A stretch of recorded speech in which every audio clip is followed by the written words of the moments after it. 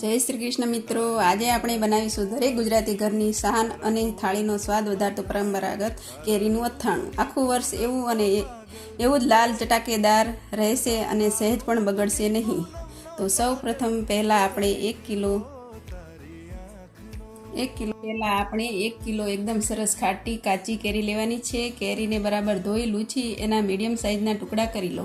હવે આ ટુકડાને એક મોટા વાસણમાં લઈ એના 3 મોટો ચમચી હળદર અને પ્રોપર માપનું મીઠું ઉમેરી બરાબર મિક્સ કરી લો। આ કેરીને આપણે આખી રાત અથવા 7 થી 8 કલાક માટે આથવા મૂકી દઈશું, જેથી કેરીનું બધું જ ખાટું પાણી અલગ થઈ જાય અને સવારે કેરીને પાણીમાંથી બરાબર નિતારી લો અને એક સાફ કોટનના કપડામાં પંખા નીચે 4 થી 5 કલાક સુધી સૂકી લો। યાદ રાખજો, કેરીમાં સહેજ પણ ભેજ ન રહેવો જોઈએ, નહીંતર અથાણું લાંબુ નહીં ચાલે। હવે બનાવીએ અથાણાનો અસલી પરંપરાગત મસાલો। એક મોટા વાસણમાં 1 કપ રાઈના કુરિયા અને અડધો કપ મેથીના કુરિયા લો। એની ઉપર હળદર અને હિંગ મૂકી બીજી બાજુ સિંગ તેલ ધુમાડા નીકળે ત્યાં સુધી ગરમ કરી લો।